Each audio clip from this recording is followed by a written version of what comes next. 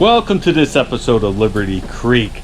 On this episode, we are going to put the pine up in the bathroom to complete all the pine.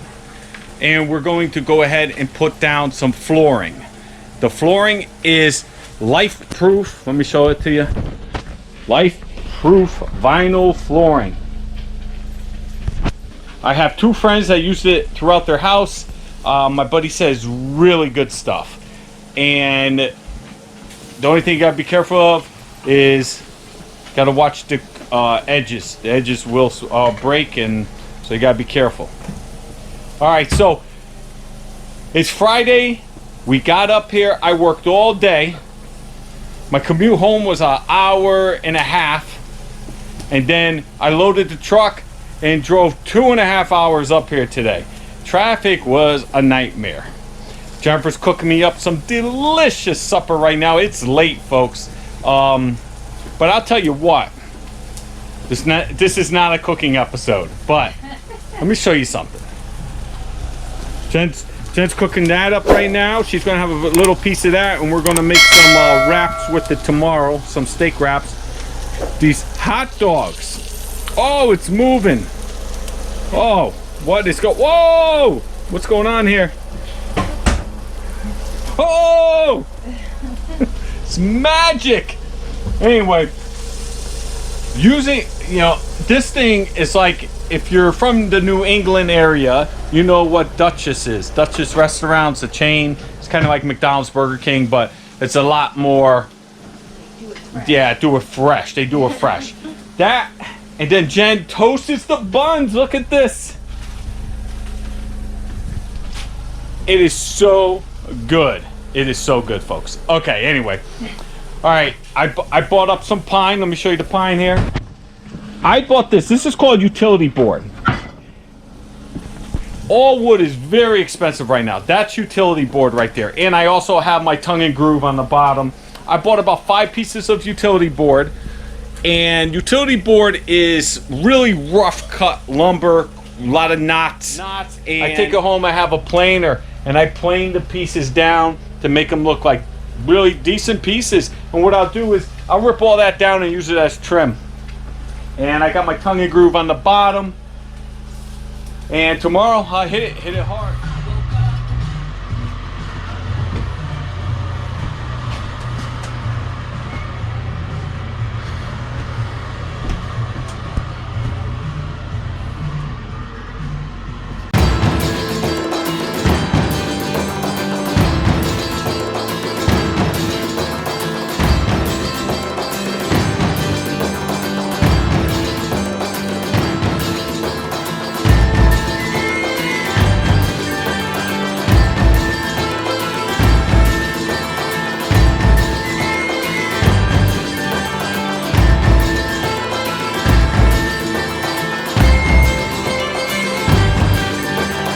Alright, welcome back. We're in the stage of getting almost done with the bathroom. As you can see, the life-proof flooring is down. It looks great. Jen picked the order, the color sequence, all that stuff. I just put them down. On the easy level, medium, okay? I was able to cut them with my miter saw, no problems. But you have to be careful, okay? They are pretty brittle. All right.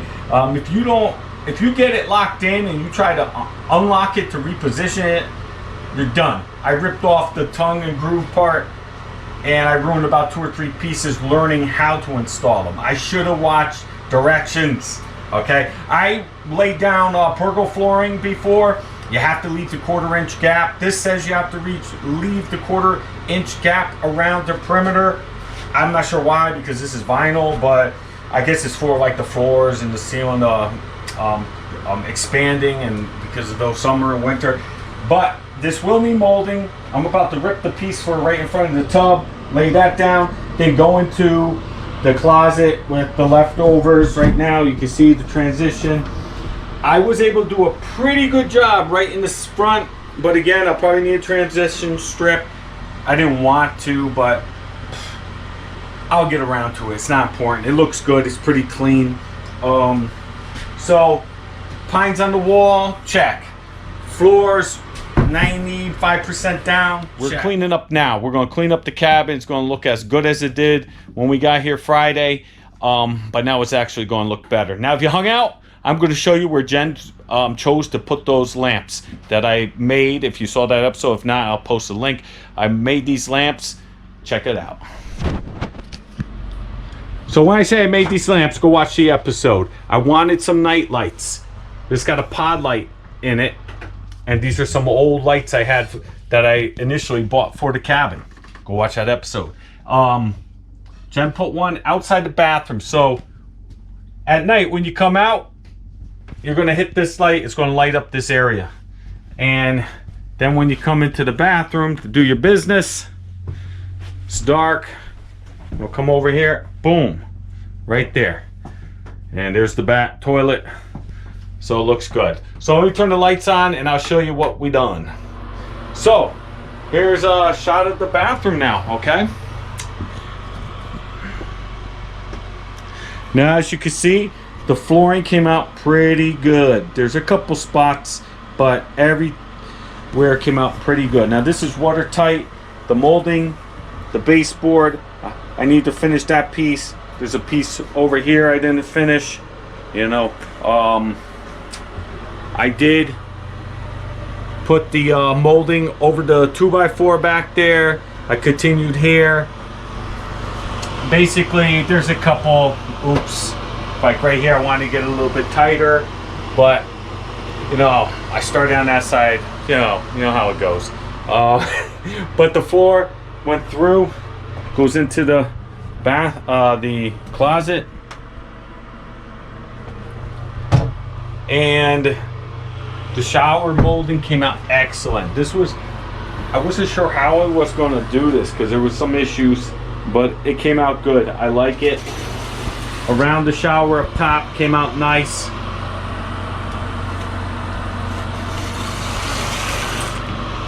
Down the side came out good. I hit all the plastics from the shower. You can't see the screws anymore. And Jennifer's very happy how the molding came out. Like again, I'll say it again, I'm not done with the molding. It just got too late.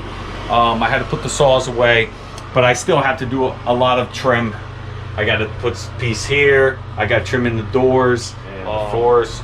Oh wow, looks so much better than that plywood. Look at those floors.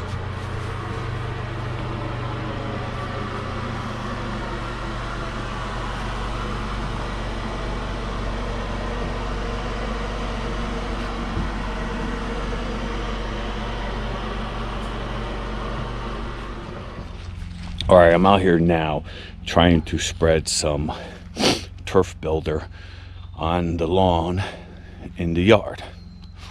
Now, Pops gave me this bag. It was in a shed for I don't know how many years. And there's a lot of the turf builder turned into like rocks. You know, I kicked the sides. I broke it all back down to fine sand, but there's still some pretty big rocks that get stuck in the feeder. So it's a job in itself, of course, but take a look. So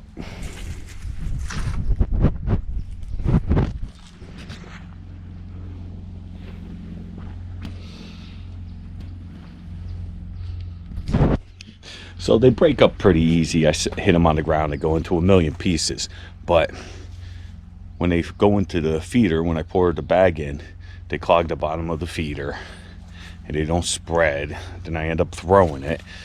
It's always something, always something.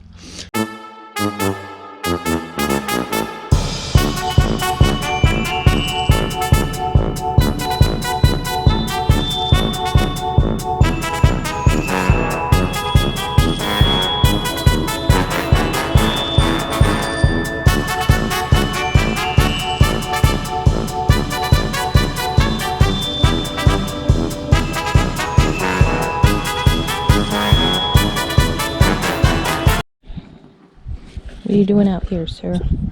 Alright, we're about to mix some grout up. Basically these instructions unless you got a calculator in your head. It tells you how to mix the whole 10-pound bag in a 5-gallon bucket. I don't need 10 pounds. So basically, you want to go ahead and mix it up. I got this little bucket, 5 quarts. Mix it up and have it like a pasty, smooth consistency. And after that is finished, you wait 5 minutes. I think it's 5 minutes, and then then you mix it again. Don't add any more water. Just mix it again. And what I'm gonna try to do, usually I don't do this on tile, but I'm trying to keep it very neat. And they're pretty big grout lines. I do have myself a grout bag, and I'm gonna fill the grout bag and try to just fill the cracks. And then I will go ahead, push it down in the cracks, make sure it's down good. And then you wait 2 hours and you come back and you wipe up all the over spillage of your grout lines. And then you keep wiping until it's clean. And yeah, that's how easy it is. Sometimes it is. If you do it a lot, I've done grout a lot. And when I was doing it a lot, it was easy. But now I haven't done it, well, since the fireplace. The fireplace was easy. All the bricks, that was easy too. It's just mainly the mixing. You can't mess it up. Okay, you mess up the mixing, it's going to be a mess. So hopefully I won't. And I won't record that just in case I do. So far this weekend, bathroom, pine on the back of the wall, check. Floor in the bathroom, check. 95% of the molding in the bathroom, check. I was able to spread my fertilizer. my turf builder. It wasn't, my spreader didn't work too good. I used my hand most of it. Check, because I want to plant some grass seed. And now the grout, hopefully there'll be a check. And after that, I want to change the oil in the Predator. I think it's definitely past time for due for oil change. Problem here is it's going to rain. That's why I'm going to take down my tent. You see my tent over here. That was for my cut station, and I put all that stuff away last night. If I didn't, I would have probably finished up all the molding in the bathroom. But I actually started running out of wood for the molding. So here we go. Let me get to work here. I will put that tent away. I don't want to ruin it yet. I think this is the last year. I gotta get a new one. Eventually, soon that big pine right there is going to be coming down. And probably those 2 pines, and eventually that pine. And I hate cutting down trees, but this pine kind of scares me. It's big, it's strong. I don't think it'll go anywhere, but that pine, once I put the front porch and those 2 pines, it's going to be tight to the porch. So I don't think that's going to do well. And I want to have it more open here. So that'll be happening. Get to use my new chainsaw. Yeah. All right, let me get to work. Stop chit-chatting. I'll see you over there.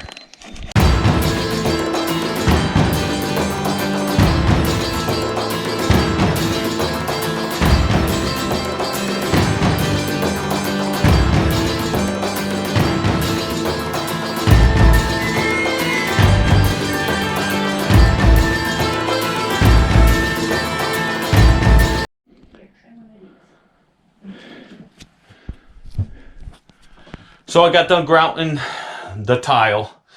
I'm about to run outside, change the oil in the generator. My battery's down to like 9%. I bought a new battery for this. I kid you not. I get home, I charge it up. I put the other one on, charge it up. Put the other one on, and it's dead. It doesn't work no more. I buy one and one dies immediately. It won't take a charge, won't charge. So I'll have to get another battery because these GoPro 7 Black, I would never recommend this. Especially if you're trying to rely on the camera. It's always an issue. Okay, folks, so I did get around to changing the oil in the Predator, and that's all done now. That's all I have for you for this episode, folks. Thanks for watching. Hit that subscribe button. If you haven't done so already, go ahead, give me the thumbs up. hit the like button, hit the notification bell, do all that stuff, share the video. Thanks again for watching. I almost got everything accomplished I came out here to do this weekend, and looks like the rain's going to hold out till tonight, so maybe I'll get a couple more things done before I take off. What the hell else was I going to say? Oh, also, what I have learned, for those of you that have watched my generator series, is that the remote works perfectly fine. So it must have been how cold it was outside that gave me such trouble starting it. It always shut it off, but it wouldn't start. So I'm saying it was definitely the temperature that affects this starting by the remote. So looks like the remote's a winner, and that's it. See, these are the ones we replaced with the night lights. And I already showed you where the boss chose to put the night lights. So once again, thanks for watching. Have any questions, comments, bitching, complaints, put it down below. And I'll see you on the next one.